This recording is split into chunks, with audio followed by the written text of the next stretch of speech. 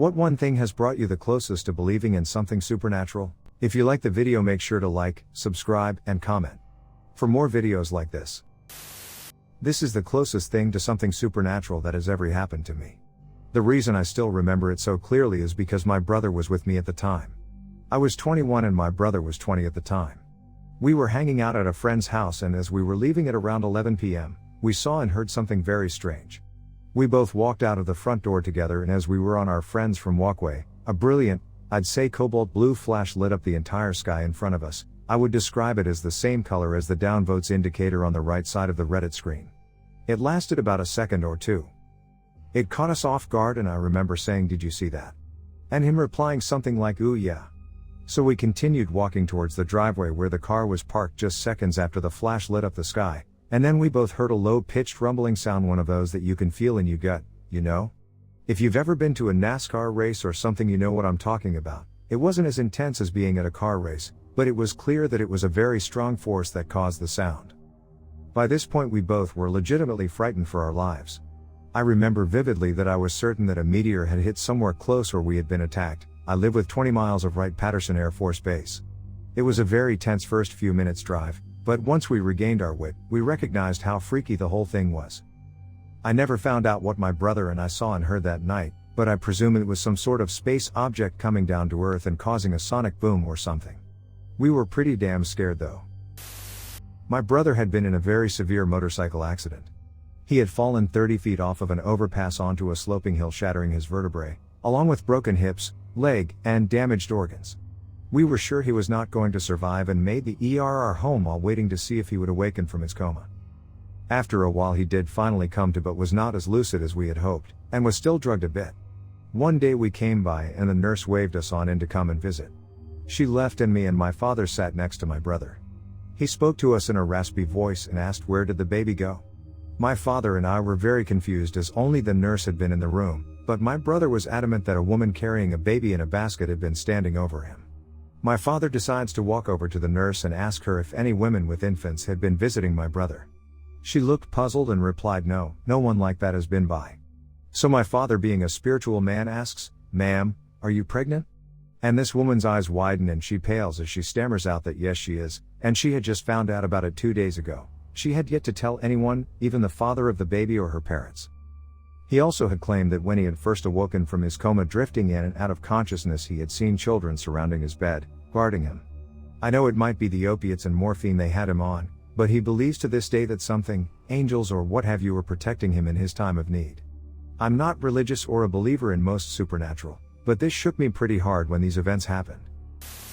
When I was younger we would go ghost hunting. We never really expected to see anything, but Ohio is known to have a plethora of supposedly haunted venues. One night we went out to a dilapidated old house that supposedly was haunted. We poked around a bit and filmed while we were doing it. Nothing real exciting until we went to check out the locked up machine building out back. This is where it got freaky. As we were walking out to it we noticed at least 10 do not enter signs posted, as well as just how well sealed the shop was. The doors were barred, chained, nailed, and welded shut. Instantly the temperature around us dropped, and we could see our breath.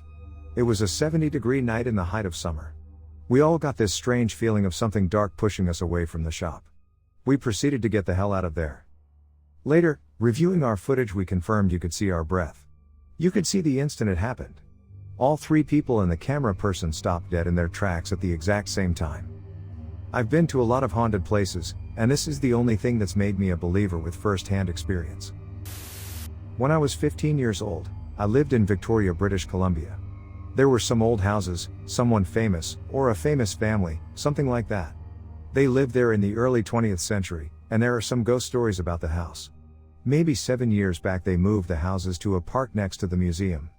There are tours, and you can go through the houses on your own as well. A friend of mine, his family, and I all went through the houses together, and in the basement room of the one house we saw a woman playing piano. She played very well, and we complimented her on her abilities. The employees working as tour guides and such wore period clothes. She smiled, nodded, then kept playing. We went about our tour, and at the end we said to a man working there that the piano player was very good. He looked confused, and said there was no piano player employed there. All the employees were male. We looked at the photo on the wall behind him, showing the entire family, circa late 1800s, early 1900s, and there was the piano player, sitting with the family. We went back, there was a thin, untouched layer of dust on the piano, as well as the bench.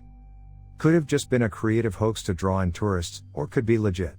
All I know is that her face was exactly the one in the photo. Lying in bed one night when the sound of an older style camera goes off, makes a loud click, and then a huge flash of light comes from my closet. I book it out of my bed, turn on my light and search my closet for anything. I have a somewhat large closet, but it's a simple style with a built-in rack for the clothes, and I could not find any camera or person inside. Scared the hell out of me. Since there was no person, I had to believe it was either a trick of my mind or some weird force. Once I went on vacation with my friend and her family. She has a large family, so we had to share a pull-out bed in the living room. We were up at night chatting, laughing and doing girly things you do at a sleepover when we decided to settle down and go to sleep. So we are laying there looking around getting comfortable when I happen to look at the dark hallway and see a silhouette of a man, but he was partially glowing around the edges of the silhouette. He was there for probably 30 seconds just standing there, then just like that it's gone. I didn't react, but I was terrified. I didn't say anything because maybe I was being dumb and making things up when I hear my friend whisper, "Did you see that man?"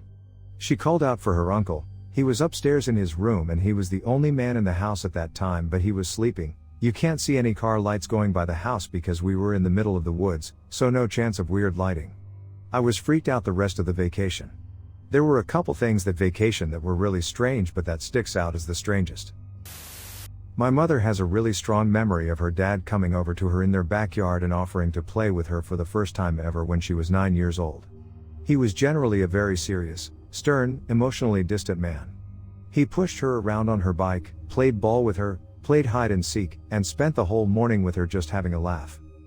When she went in the house for lunch, she learned that there was no way her father had done that, because he had died of stomach cancer the night before. My mom had been locked out of the house that morning because her mother wanted to make arrangements without kids underfoot. To this day, my mother is convinced that it was her father's spirit stopping by to give her one good memory of him before passing on to wherever. I always thought it must be a manufactured memory to give her comfort over losing her dad at such a young age, but who really knows? For her, it's the only proof she has that he loved her. Our entire family treats the event as a fact. When I was really young, 8 or younger, I got up in the morning and went to the stairs of my house. I started going down the stairs, then felt something behind me. Then something lifted me off the ground and took me down the stairs. I could see a white glowing thing underneath me, sort of wiggling back and forth. I then got to the bottom of the stairs and it shot through the wall and to outside. I felt the door handle to check it wasn't a dream. I felt that, although I didn't feel myself touching the ground at all. Someone please explain this, I'm not just making this up. All I can think of is I dreamed, sleepwalked and then woke up. Also many others, like hearing noises in the same house and night and rooms somehow being lit up, etc. There's a big list, but this is definitely the one thing. When I was about 6, I had to let my dog outside when it was dark. Our garage had a motion light on it, and it reflected off of the storm door when I opened it. The reflection of the light from the swinging door projected a 6-tall figure wearing a dingy looking dress, so it appeared, on the driveway, and because the door was moving, that figure floated across the driveway. I couldn't scream, and I was more scared than I had ever been, so I ran upstairs and hid under my blankets. The next day, around the same time, I let the dog out again and saw the same image. I was brave enough this time to try and think what was actually happening and realized it was the door's reflection. I facepalmed. I come back to this story whenever I hear someone talking about ghosts that open cupboards or turn on/off lights. Just take a second to rationally think of the natural cause. I grew up in a 125-year-old Victorian house. The stairs to the basement would occasionally make noises as if someone were walking upstairs. Things sometimes randomly fell off counters when no one and nothing were near them. I once saw a figure leaning in the doorway of my room, too. All that was weird but not creepy enough to make me think, oh, ghosts. Of course. It's an old house, it makes noise, I was a kid and probably saw my mom checking in on us, etc. The one thing that did creep me out happened when I was in 8th grade and had a friend over for a sleepover. We were sleeping in cots set up in the basement, about 5 feet away from each other. The bedrooms were on the main floor, and my parents and brother were upstairs. I woke up in the middle of the night to see a man standing over my friend, just looking at her. After about 30 seconds, he turned and, without a glance at me, opened the door to the bathroom. I saw then that the bathroom light was on, and very bright, walked in, then closed the door behind him. Thinking it was my brother, I shrugged it off and went back to sleep. When I asked him the next day why he had come downstairs when we had a closer bathroom on the main floor, he told me he hadn't even woken up during the night.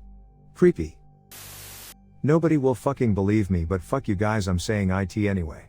I was laying in bed next to my boyfriend one morning. Everything was peaceful and bright as the sun had risen and was shining through the window. I was wide awake and I began thinking about what it would be like to be possessed. Boredom is funny like that. I closed my eyes and envisioned swiftly pushing all thoughts out of my mind, and said to myself in my head, I give permission to have my body and mind possessed by a spirit. I was laying on my back at the time, slightly elevated up by my elbows, and something pushed me flat on my back, hard. My elbow was then touching my sleeping boyfriend's ribcage. All I could hear was a rushing sound in my ears. I started feeling like I was going to fall through the bed because I was being pushed into it so hard. I realized that I would fall through the bed, the floor, the third floor, the second floor, the first floor, but then what? I started to fucking panic. I couldn't move any part of my body, but I was struggling with everything I had in me. Remember that my elbow was against a sleeping person? I realized that if I woke him up, maybe he could see what's going on or help me or something. I put all my strength and energy into jabbing him in the ribcage. I couldn't move my arm at all. I tested my fingers and I could slightly move them, but not enough to help anything. I was still struggling to not fall through the bed, but I felt like I was losing that fight. I could kind of see my bedroom still, though mostly it was through a thick lens of gray static. Still a rushing, roaring sound filled my head. Inside, I was struggling and screaming and fighting. And then it was done. All that fighting and yelling came through, and I lurched forward in bed onto my knees, screaming. Boyfriend woke up and held me and asked what the fuck was wrong, why I was shaking so much. I didn't know what to tell him. I still don't. Since then, I've not been able to clear my mind/meditate at all, because the panic of losing control of my body rushes in and floods my head. Broad daylight. Wide awake. I try not to think about it anymore. My friend's mom died in her childhood house on Valentine's Day and they promptly moved out because of the emotional connections. The house sat empty for 2 years. She told me during this time that her bedroom window, if pushed on, would always unlock. So me and some friends decided to sneak in on Valentine's Day with some voice recorders and cameras and see if we could see a ghost of whatnot. Hours pass and nothing. We asked questions, sat in the dark and nothing. I decide to ask one last question before leaving. Do you miss your daughter? And almost immediately a light fills the daughter's room, like spotlight bright. It only lasted maybe a few seconds, but I was on the verge of shitting my pants. We all were in the mom's room because we thought that was the best bet, so nobody could confirm if it was a ghost or some neighbor shining a flashlight into the window, but all I know is I never went back. There is one thing that makes me think that there is a chance that supernatural things do happen. It was back in 1992 and I was a senior in high school. A friend of mine lived next to a cemetery with his grandparents, and we were going back to his house to hang out for a bit. The road itself is small and there are only 3 houses on it. There is never any traffic and it is very easy to see any cars on it from a distance. The cemetery is about a foot from the road and has high bushes around it with 2 fence entrances facing the road. Well, it was around 8 p.m. and I had my headlights on. As I turned up his street, there was this weird green form, like a cloud or smoke, hovering about a foot off the ground. It was about 3 foot wide and just hovering in the middle of the road. I was sort of startled and then just drove through it. In my mind I was trying to think if I had seen a car or something pull out from his road, and I knew I hadn't. To even get on his road you have to go on a side street, and there had been no cars there. We go inside and I am not saying anything, and after a minute my friend says to me, "You can't tell me you did not see that thing in the road." I told him that I did not know what it was. His grandfather was there and told me that he used to be a groundskeeper for the cemetery and that he quit doing it because he saw things like it. To this day we joke about it, and I think there has to be a simple explanation for it, but what I don't know. I've been surrounded with supernatural phenomena my whole life. It's happened when I was alone, and with other people. I've been through therapy, and have never been diagnosed with mental illness. At some point when you see things enough, especially with witnesses who see it too, you have to decide if you're all crazy, or if it's actually happening. Considering how many times this stuff happens, I have to say it's real, rather than I'm crazy, especially since I've been diagnosed as perfectly sane many times. One incident happened when I was about 7 years old. My older sister was picking on me, as usual. We never got along. She was being such a mean bitch, and had said something nasty to me. I remember feeling really angry at her, and all of a sudden, one of my mom's bowling trophies flew off a shelf and smacked my sister in the head. It freaked both of us out. The shelf was about 6 feet behind me, there's no way I could have done it, and my sister was across the room, so she didn't do it. No one else was home. The trophy cut her scalp when it hit her. That incident didn't stop her from being a royal bitch to me throughout our childhood together, though. I had an invisible force grab my hair and pull me backwards. I was in New Orleans at a seance, and when it happened I turned around and punched the bastard who did it, and there was nobody there. I also toured a house in Savannah, Georgia, and at the spot where some lady had jumped to her death a good 100 years ago gave off a very strong static electric buzz feeling that you could feel the borders of about the size of a basketball. Now I don't know if that was a ghost, an angel, or the remains of electricity from her body that still somehow hung around that spot, but I had others confirm they could also feel it and move their hands in and out of the spot and tell that there was something there. That's more than enough for me. I grew up in a small town in Texas. My family lives in town, but their house sits on a few acres, as do the houses nearest to it. When I was 12 or 13, my mother used to say that she saw a ghost of a young woman in the house and outside. I thought it was ridiculous, even as a kid. Then, unprompted, the woman who lived next door to us came and described seeing the same young woman in her house and yard. One day, I was watching TV in a room filled with windows in my parents' house, and I saw the girl standing next to one of the windows about 12 feet from me. I gasped, and the girl turned suddenly and looked directly at me. I threw the remote control across the room and ran to my bedroom. The next morning, I got in trouble for shattering the remote and leaving so many lights on overnight. Presumably, it was just the power of suggestion, but that's the closest I've gotten to believing in something like that. When I was in 7th grade, I was having a bad day at school. I was about to walk through an open door when the wind suddenly made it start to slam on me. I winced and thought no. And the door stopped and slammed open. Other kids saw it and could not explain it. Another time when I was in 3rd grade, I once walked up to a bird, picked it up and petted it, then told it to fly away, and it did. A friend of mine saw the whole thing and freaked out. Another time I was about 30 years old and I was at a Christian death concert. A drunk guy kept hassling a friend of mine that has violent leanings. At one point my friend turned to me so the guy couldn't see and showed me he had a knife and was about to start carving on the guy. The next time the drunk guy started to hassle my friend, I stepped up to him and said peace in his ear. He looked at me for a moment, then broke down crying and left. I frequently can hear what song is playing on the radio in my head, right before I turn it on. I dream about events that go on to happen a year or so later. I frequently dream solutions to problems I am having. I have specific dreams about houses. When I do something very significant happens in my life, a new job or opportunity, a new friend, or I go to a place I've never been before. I haven't for a long time, but I used to have very real dreams about these people that were made of electricity that would come into my house while I was sleeping and tinker about. I would get out of bed and look at them, and then get into bed and try to figure out if I was dreaming or not.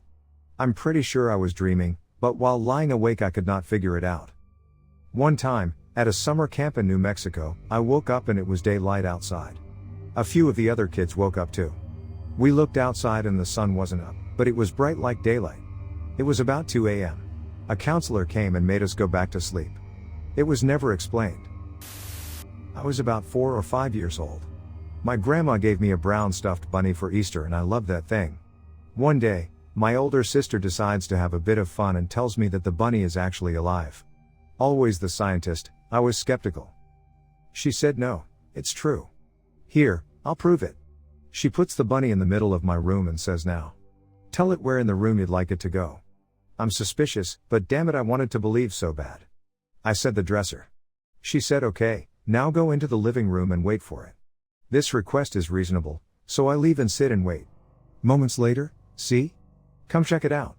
I walk over to my room and sure enough, there's the bunny on the dresser. At this point I freak the fuck out. This thing is fucking alive. The bunny moved several more times for me and I was convinced. For the next 6 months or so I believed with all my little heart, and carried it around with me everywhere I went. I remember sitting on a bench in a mall one day and having a woman nearby say, "Oh, is that your bunny rabbit?" I said, "Yeah. It's alive." "Oh? Is it?" "Yeah. I know it's hard to believe, but it really is. It moves around in my room all by itself." She just smiled and said, "Well, isn't that nice? You don't believe me, but it's true." I was crushed when I found out.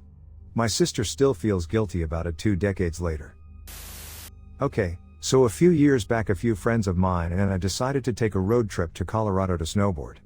Due to work I could not leave at the same time and told them that I would come once I finished work. I worked 12-hour shifts 4 days a week. My friend also was unable to go with the rest of the group and came with me. I drove for a few hours but was tired miserably from working and lack of sleep. I asked her to drive, so we switched out and I fell asleep. I would like to note I am a heavy sleeper. This is especially true when I am asleep in automobiles. I feel a nudge like a push on my shoulder, which I would normally ignore, but for some reason I slowly open my eyes, thinking it was my friend nudging me. I look over and see that she fell asleep behind the wheel. I quickly grab the steering wheel and wake her up. We proceed to rest at an exit. Later, I tell her she was lucky to wake me up when she did, otherwise we could have possibly died. She gave me a blank look, and said she didn't know what I was talking about. My dad. When he was younger, my dad was in a pretty serious car accident. His arm was nearly torn right off and he was beat up all to hell. Got to the hospital, and they put him under. He says that he remembers floating above his body, watching the doctors and surgeons work on him. After a while of that, he saw a bright white light and started moving towards it. As his eyes adjusted, he saw a bunch of our dead relatives who stopped him and told him that they couldn't stop him if he wanted to go, but that it wasn't his time, he still had work to do, and he needed to go back. He came back, woke up, and immediately started talking to his mother/my grandma.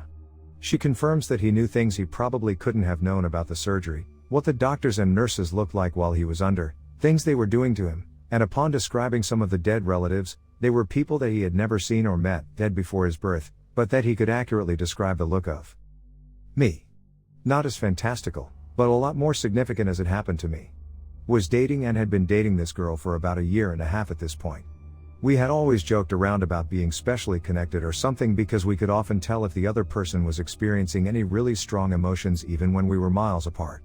I'd get worked up about something and suddenly receive a text, "It's okay, hon. Calm down. I love you." Out of the blue. The one incident that really sticks out is one Saturday when I was at work. Suddenly, in the middle of the day, I start feeling incredibly and uncontrollably nervous and fearful. It was so bad I had to go take a break for a while until I got it under control a bit. Thought it was weird but kind of forgot about it.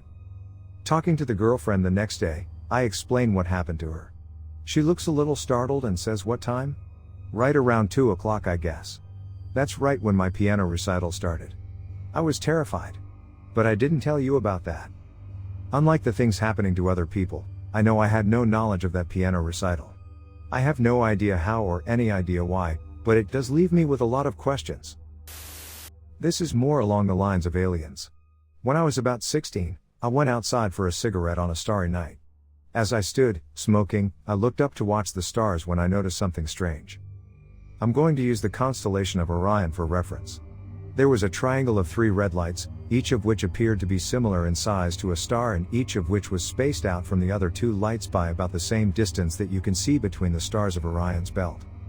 This triangle was repeatedly circling around in a loop that would go around Orion's belt at the speed of about 1 loop every 6 seconds. The triangle itself was circling whilst the points of light didn't spin, i.e. the north point always pointed north. I watched it for about 5 minutes thinking that, if I went to get somebody, it would be gone. After a while, it made bigger loops, smaller loops, reverse loops and infinity symbol loops. Deciding that it might hang around, I opened the front door of the house, saw my older sister and told her to come out. Luckily, it was still there and she was as baffled as I was. We watched it for a further 2 minutes or so when a second one, with green lights instead of red, appeared and mirrored the first one's movements in a reverse direction, side by side. They continued to do this in circular loops that got very wide and unbelievably fast. Let's say a loop with a diameter of 2 lengths of Orion at 2 revolutions per second. Then they stopped, dead still, right next to each other for about 3 seconds before zipping off over the horizon like the goddamned Enterprise in the opening of Star Trek, The Next Generation. I'm 29 now and my sister and I still bring it up every now and then. Sure, I've always leaned more towards military testing, but even so, how the fuck? Back in college, I met a new friend who claims she can talk to spirits. I asked her to show me, since I've been interested in hearing/experiencing supernatural stories for the longest time. She'd show me how to create a Ouija-like game. But, instead of using the board that you buy from a Halloween store, she uses a blank sheet of paper and a pen. Homemade style, I suppose. With this blank sheet of paper, she had me write home in the center, yes on the top right corner, no on the top left corner, and a goodbye at the bottom of the paper. In the center of the paper, which says home, we'd hold a pen with the ballpoint facing down. Carefully and patiently, we'd ask the spirit to come through. I won't get into all the successful stories, but I have to say it worked. I would ask if it knew my social security number, it would answer back in cursive writing, on the paper. One of the freakiest moments was when my then boyfriend, our friends, and I were about to leave this house we rented, another long story, but it's not relevant. I convinced one of my girlfriends to play the paper pen's Ouija game with me. Not a surprise, it answered a lot of our questions that we already knew the answers to. While we were still playing, my boyfriend and his friend were looking for his friend, car keys, for about 15 minutes. I thought we could use the spirit's help and asked it if it knew where the car keys are. Few seconds later, it would write on the paper Sam. Sam. Sam. Sam. We were a little confused to that reply since it had nothing to do with finding the keys. We asked it, "Are you trying to tell us your name is Sam?" The pen goes to no. Okay, let's try again, we thought. Then the pen wrote, repeatedly, 11, 11, 11, 11. We looked at each other again. "Are you telling us you're 11 years old?" Pen goes to no. We both got frustrated, trying to decipher what it means. About 10 minutes had passed. My boyfriend and Chris came rushing into our room, asking, "What did that pen just tell you guys? Something about Sam? And 11. We nodded. "Yeah, why?" They had this huge surprising look on their faces and demanded us to walk with them to the parking lot. "You guys won't believe this. I'm a skeptic, but that shit is crazy." He continued, "We found Chris's car keys. That spirit thing you guys were talking to was right. He left his keys inside his own car. But, check this out. Look at the license plate number of the car behind Chris's car." So, as we slowly approached Chris's car, we scanned our eyes towards the license plate number of the car behind his. And read Sam 11. I loved the hell out of that. Gave all of us goosebumps. But, I stopped playing that game ever since. I was in the 7th grade when this happened. Also, not on drugs. My grandfather on my father's side began his struggle with heart and lung failure the summer of 2002. He was a long-time smoker, since 11 I think. Anyway, his health was rapidly deteriorating and our family supported him while preparing for the inevitable. Fast forward to that winter, and one night while we're at home, the phone rings. My dad picks up, then lets us know that his father has passed. My mother took it pretty hard, almost worse than my dad, and went outside to get some air and cry in private. Not 2 minutes after she left, she started yelling for everyone to come outside and look up. My younger brother, father, mother and myself all stared upward, dumbfounded. Above our house, about 20 feet, give or take, was a massive, glowing halo. The night sky, aside from the halo, was entirely clear. No fog. No city lights. Nothing that could have created what we all saw late that night.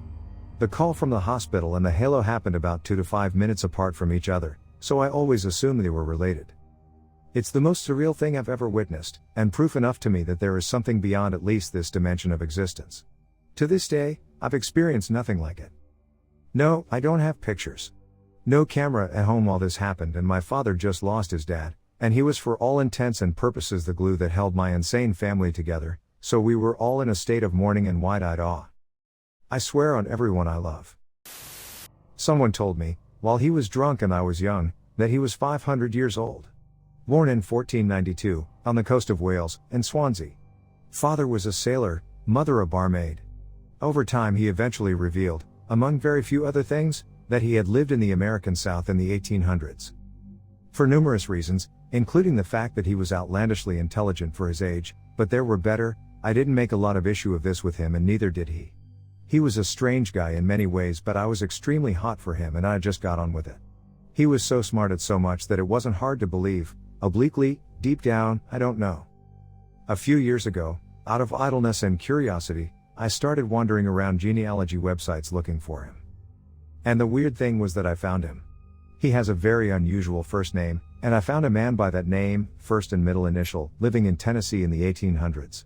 He was, according to the old land and property documents I found, living with a man whose name was very close to a relative that he was staying with when I met him. The last name of the men in the documents wasn't the same as the name I knew them by, but they did use that name as an alias, which I found after discovering a recent photograph of another relative using that last name. He never mentioned these things to me and I've never mentioned them to him. It's a really unusual name, especially for that time and place though, even for this one, especially for a white man. I don't know. There are a lot of weird things surrounding that situation, and the most dismaying thing about what I've just told you is that it makes it harder to dismiss them as coincidences, or selection bias, or fully to-do, or shared hallucinations. I don't know if he's telling the truth. I haven't physically seen him in a very long time, and he left no forwarding address. I think he might have been. And if that's true, I'm not sure what to believe about anything. I was playing Manhunt when I was 14 or so, wandering around the neighborhood with the brother of one of my good friends, looking for members of the opposite team.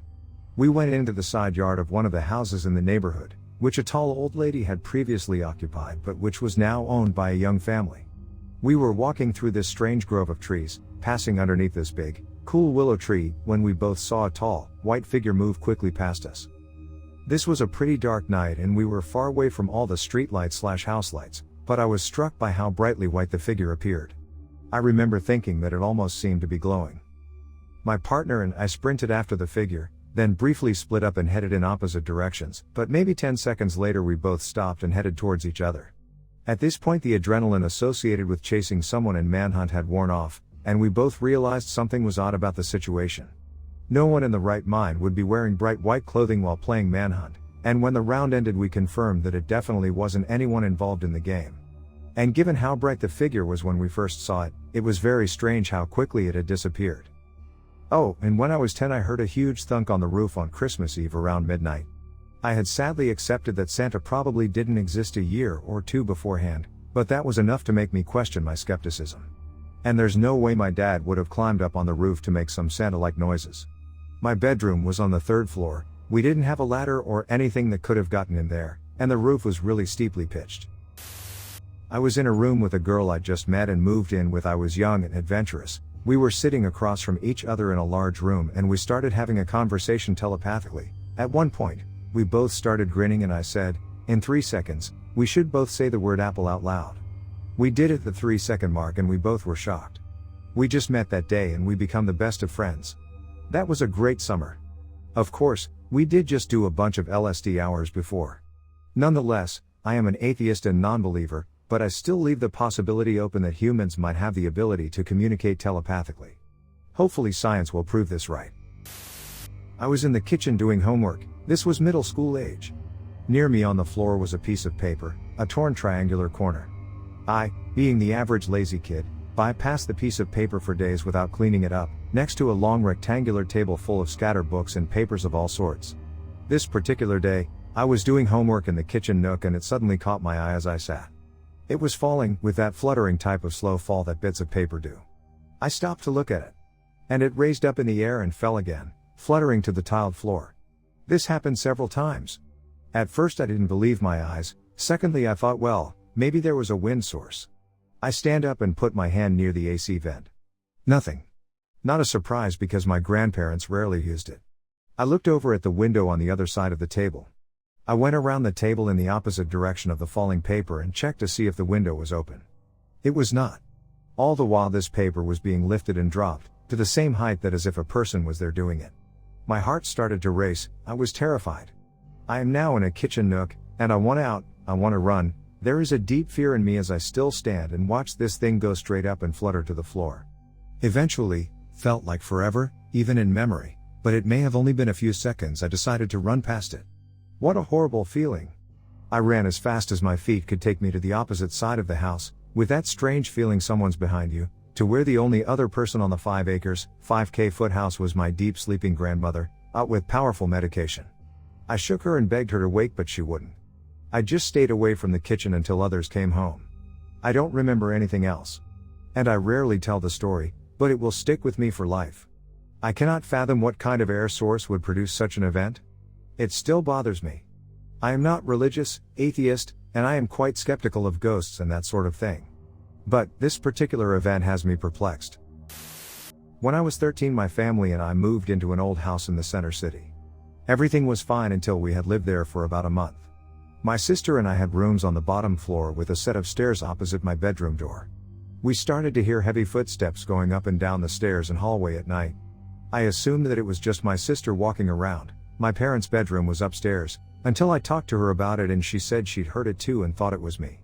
Since I could see the staircase from my bedroom and I slept with my door open, I started to watch out for the source of the footsteps. I heard the footsteps go past and up the stairs, but there was no one there. After this, things just got more creepy. Every time I'd turn off my bedroom light to go to sleep, I'd hear heavy breathing by my face. The cat who slept on my bed would freak out and run when she heard it, so I know I didn't imagine it. I started to hear scratching sounds, much louder than mice could be, inside my walls. I dreamed of a fire that had been in the house, and when we redecorated we found the walls had been charred. My dad painted the spare bedroom, and it said when he'd started that the walls and floor had started banging. We'd often hear someone behind us when we were cooking in the kitchen, and the floors of every room downstairs would bang sporadically. The final straw was when my dad woke up to someone sitting down on my parents' bed. He felt hands around his neck and started getting suffocated. He said that the entity suddenly stopped and he could hear it walk away. We stayed in that house 3 years before giving up and moving. When I was about 10 years old, I was lucky enough to go on my first vacation ever to Italy to see my father's family. Well, about midway in our 2-week trip, I woke up mid-sleep. It must have been around 3 a.m. There were no lights on the streets and a new moon, so everything was absolutely pitch black. I felt my way around the room, eventually grabbing a doorknob to get out and go to the bathroom. I followed the railing leading to the bathroom, inching my way there when I caught something strange on my side. I convinced myself after I was hallucinating, but I was staring at an elderly couple, one that looked like my grandmother in a dress sitting down sipping tea on a circular table with a white tablecloth, and the other was a man that looked like my grandfather jogging towards me, although it seemed like his distance from me wasn't changing, wearing a suit and everything was in grayscale for some reason.